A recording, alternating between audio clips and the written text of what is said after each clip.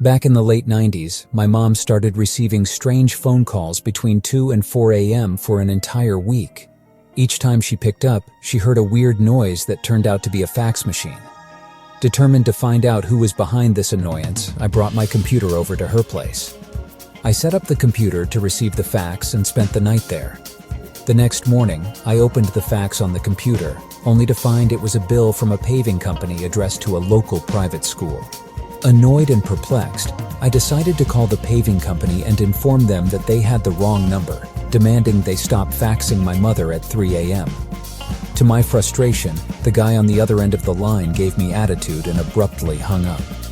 Not willing to give up just yet, I left my computer running, anticipating another fax. Sure enough, the following day, the same annoying fax arrived, but this time it was an advertisement. Seriously? What the heck? I decided to take action. I waited until the paving company was closed for the day, and then I sent them a fax back. It was a clear message. Stop faxing my mother at 3 a.m. The correct phone number is XYX. To ensure they got the message loud and clear, I sent them 200 pages of solid black, using up all the toner in their cartridge. And you know what? That did the trick. From that day on, we never received another late-night phone call or fax from them again. I worked as a server at an Italian restaurant. One day, a group of rowdy teenagers entered the restaurant. It was clear they were some kind of sports team. Although I didn't have high expectations for their tip, I still provided them with good service. These teenagers were loud and demanding, constantly sending me back and forth for every little thing they wanted. They were not very pleasant to deal with. I noticed that a few of them had taken off their coats.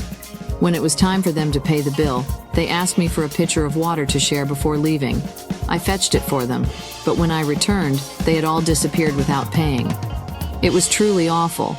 However, these absolute idiots forgot that they were wearing jackets with the words "local high school wrestling team" on them. Without hesitation, I immediately called the school and informed everyone I spoke to about the team's theft from the restaurant.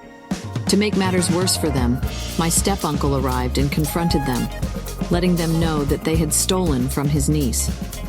Their lives became much more miserable for the rest of the season, and I was okay with that.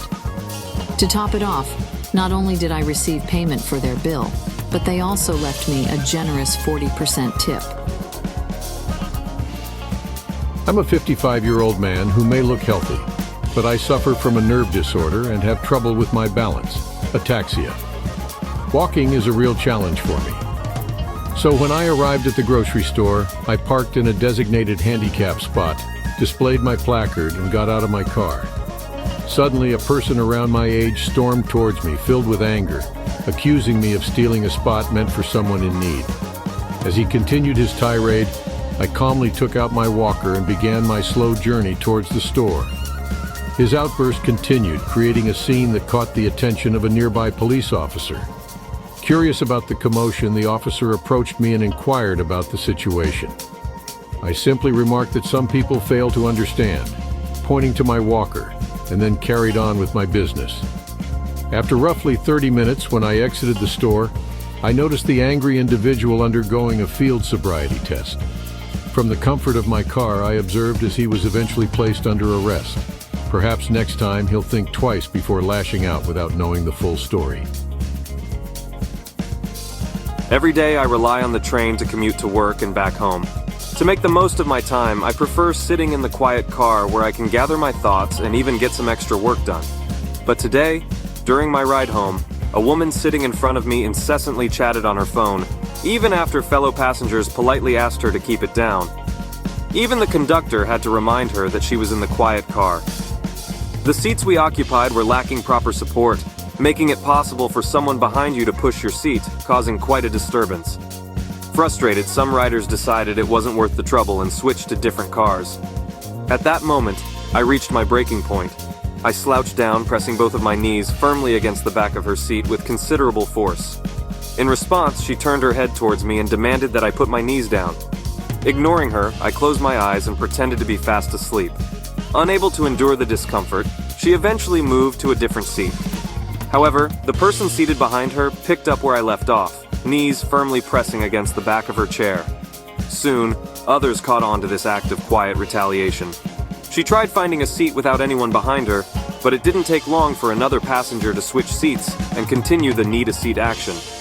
The conductor made his rounds once more, completely unaware of our quiet revenge. The woman stood up and complained to him about people intentionally targeting her, placing their knees in her back and following her from seat to seat.